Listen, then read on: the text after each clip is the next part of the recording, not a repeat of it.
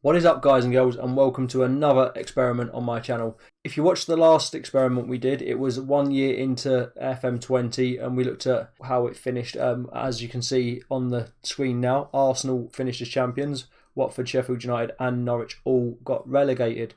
So today we are going to be looking at the season after, 1920 to 21 season. And as you can see, Liverpool won it by 4 points. Man City came runners up, and Southampton, Brighton and my beloved Newcastle got relegated. Really whipped, to be fair. 11 points off safety come the end of the season. So we're going to take a look at these teams, their transfers and some of their fixtures they've played, key fixtures. And let's start with Liverpool. So as you can see here, they've spent pretty big, £118 million, and they've only brought in £8 million. So they've brought in Edouard from Celtic for £24.5 million, Sandro Tonali from Brescia for £43 million, Reguilon from Madrid on a free, Ricardo Pereira from Leicester for £42 million, and Gustavo Asunciao, I think that's how you say it, from FC Famalicão, maybe? That'll do. For £8 million. They've let go Daniel Everton for £1.3 thousand to Wickham. Dal Varasinovic, I'm really good at names as you can tell, to Doncaster on a free. Sao Paulo picked up Allen on a free. James Milner finally leaves Liverpool to go to Bayern Leverkusen for £3.9 million. Alex Oxlade-Chamberlain to Napoli on loan. Adrian to Pachuca for £4.1 million. That is not bad going for an ageing goalkeeper. And Abdi Sharif to Crawley Town for 22,000, could be 27.5 thousand with add-ons. They've spent quite heavily. We'll look at the key players. Edouard is a striker, 16 dribbling, 17 finishing, and 16 first touch. He's also got 16 off the ball and 16 strength. Makes for a good striker. Then we'll look at Tonali, a defensive midfielder, 25 years old, £67 million he's worth now. He's got 17 first touch, 17 passing, work rate 16, vision 17, positioning 16, his determination is 18. I do like a determined player. Composure is 16, and some pretty good all-round stats, but his mentals are pretty strong and solid. So he can also play in the central midfield position. Finally, we'll look at Ricardo Pereira, 31-year-old. He's 31-year-old now, but this is in the future because obviously I've gone 5 years into the future and we're looking back now. So he's not 31 this year that we're actually showing you. He's 31 in 2025. He plays as a right back, as a natural. He's an accomplished wing back on the right side and a natural attacking midfielder on the right. He can also play on the left. We can't see his stats too well because he's not been scouted and we're obviously not in the game, but when we look at him like this, I always hit for the middle because, you know, it's generally around the middle. You never really get the top end and it's very rarely the lower end as well. So if we look at it like that, he's going to be, a 16 crossing, I don't know, about a 14 first touch, which isn't bad going. He's got some pretty good passing, penalty taking, tackling. I'm not going to go through all of these, but generally not bad. He is only worth 9.25 million now. He's a pretty strong signing for Liverpool. Now we're going to go and check out Man City, who came runners up this season. Some big money spent out here. 282 million in total. They brought in 48.5 million for players going out, and a lot of players went out. So let's just look at the main ones here. So we've got Lautaro Martinez from Inter for £93 million. He's only valued at £79 million a few years later, but he is a striker, and as a natural striker, his first touch is 15. His first touch is 17. His finishing is 15 dribbling.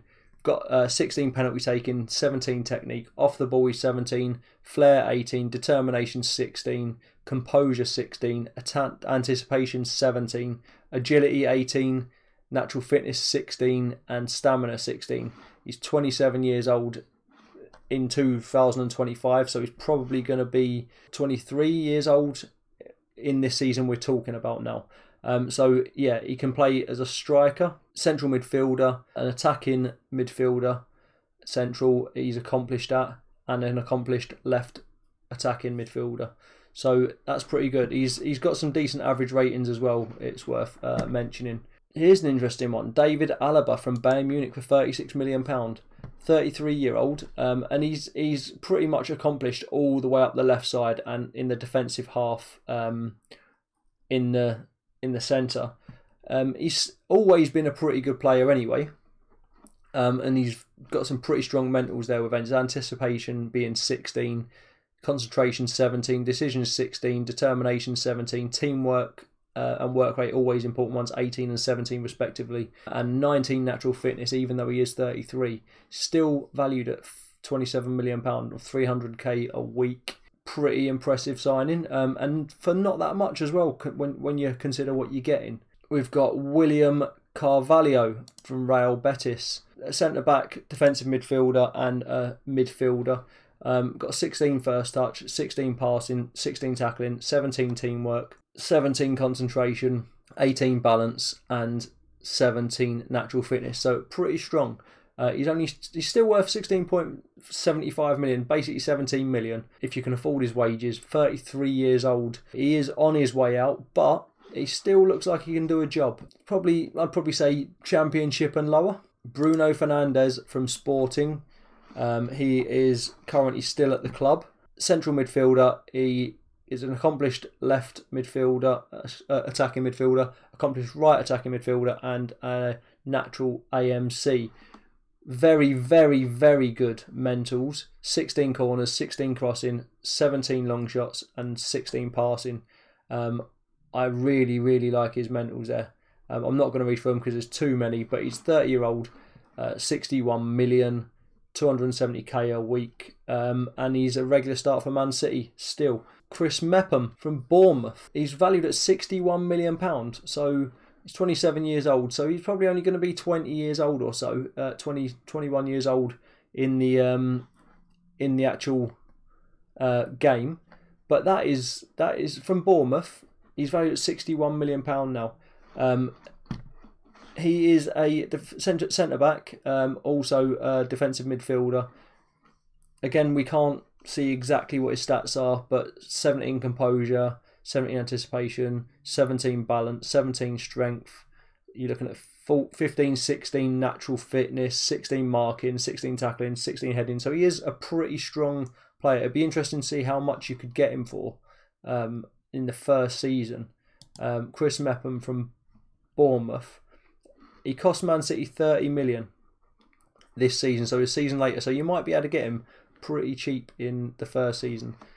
Outs from Man City, we have Phil Foden. Oh, he's only on loan to Napoli. I'm surprised. I was going to say I'm surprised they let him go, but we're going to take a look at him. He's valued at 73 million, 25-year-old, 270k a week. So he's quite an earner. Dribbling 16, first touch 17, passing 16, technique 17, 17 vision, 16 off the ball, 18 flair, 16 acceleration, and 17 agility, with some pretty good mixed stats in there as well. Attributes, sorry, I keep saying stats, it's attributes, isn't it? So he is still actually a Man City player, but he's on loan at Napoli. It seems like he's probably at his best years at the minute, so we've got a good few players out on loan. They're probably kids, the majority of them. Just looking for anyone of note. 6.5 million, he's gone to Sion. 24 million, Nicholas Otamendi to Chelsea. Okay, that's an interesting one.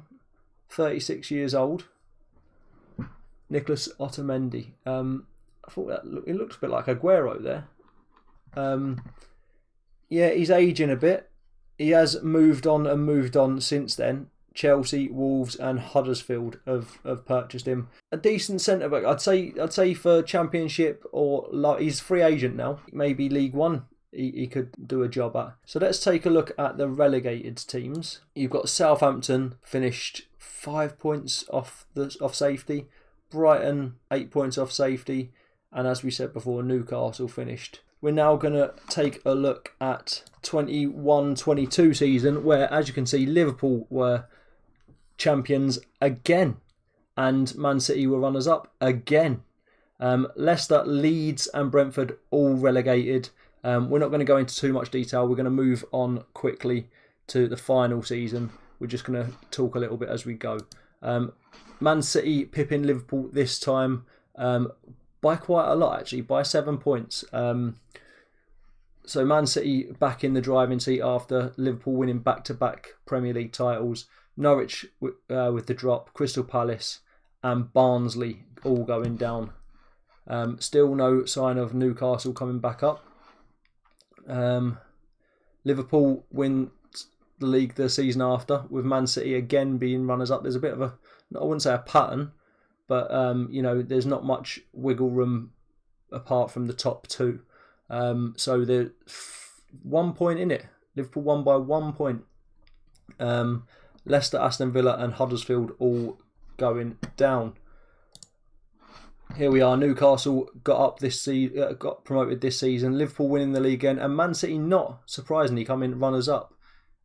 Although only by 1 point, they were 1 point off winning it. But Tottenham managed to pip them on. Is it goal difference? Oh no, sorry, points. 1 point. So Tottenham equalled Liverpool's point tally, but lost on goal difference, which is quite an interesting, interesting thing. Newcastle managed to get back up, as we said, and looks like they stayed up with their neighbours Middlesbrough going down, Forest going down, and West Brom going down. Let's see what changes Liverpool have made. So they signed Frenkie de Jong from Barcelona for 118 million. That's a big one. Hernandez from Pachuca, and Anaya from River Plate, Aspuro and Eric van der Sar. I wonder if he's a goalkeeper, from Bayern Munich, 49.5. He's not a goalkeeper, he's a defensive player, a right winger, wing back right, and accomplished midfielder right. So that was for nearly £50 million. Next we'll look at Frenkie de Jong, 28-year-old Dutch central player, plays defensive roles mainly, centre back, accomplished. His natural is defensive midfielder. He's a natural central midfielder as well, and attacking midfielder, central, accomplished. Pretty good attributes. Got 16 first touch, 16 passing, 17 technique, 17 anticipation, 17 composure, 16 decisions and determination, 16 teamwork, 17 vision. I mean, generally, the only one you don't want to be very good at high there is the aggression, and that's not high. He's almost a perfect mental player. Physical, he's pretty impressive as well. So yes, pretty solid signing there, and you can sort of understand why they've smashed the bank for him. He's valued at £70 million on 180,000 a week, and they paid £118 million for him to Barcelona. No one of note going out, so we'll move on quickly. Tottenham, let's see what Tottenham have been doing transfer-wise, transfer history. So they've not spent big, to be honest. Roma for 29 million. Got a couple of players in from Man City. I imagine they're youngsters because they're only loan players and very cheap. Dragowski from Roma is their biggest one. He's a goalkeeper. I mean, they've always had pretty decent goalkeepers anyway. £34 million for a 27-year-old Polish goalkeeper. Command of area 16, one-on-one 16, reflexes 16. I mean, he's got pretty good attributes for a goalkeeper, so I can get it, but that's a lot of money for a goalkeeper. He's still valued at £34 million. Outs, we've got Yannick Carrasco, 31-year-old Belgium winger. Can play both wings pretty well. His technique is 17. Apart from that, they're all pretty good stats.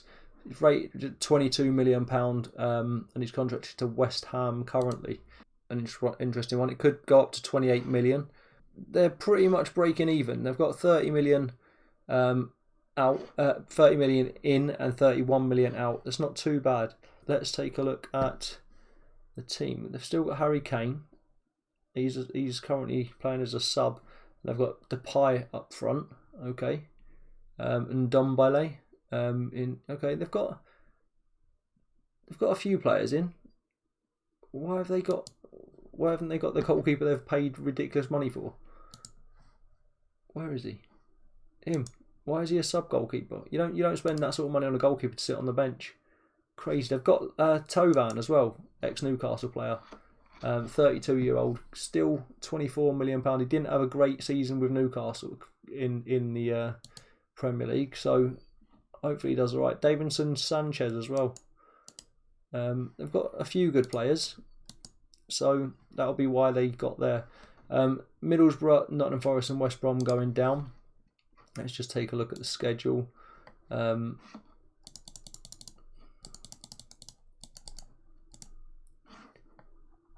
So again, it's the same story. They couldn't put any decent run together. Just didn't manage to get any decent results. Weirdly, they've got Tahith Chong, who was a massive wonder kid on FM20. Is he living up? We can't see his stats. Okay, he's valued at £21 million. Okay, so there's that. Nottingham Forest.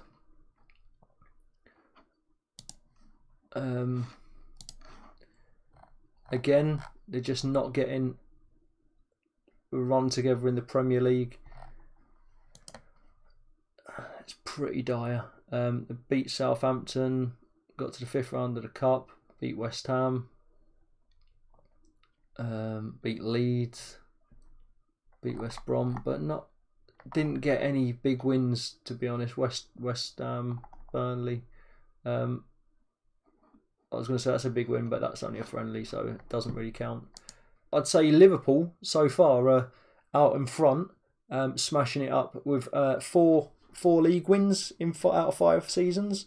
Man City not being able to really dominate. They finished runners up most of the time, except the final season. Although they are pretty much still runners up because they're only still 1 point behind, which is always seems to be the way when Liverpool win. They're just very, very close behind them. But when Man City won, they were quite a way ahead. Yeah, so I hope you've enjoyed this video. If you have, make sure you hit that like button. If you're new around here, subscribe, hit that notification bell so you don't miss any future uploads. And if you want to hit me up in the comments, feel free to drop a message down below. I'll always try and message back to you. For now, it's goodbye. I will see you in the next one, which is going to be 10 years in the future. So I'll see you in 2030. Thanks for watching, guys. Peace out.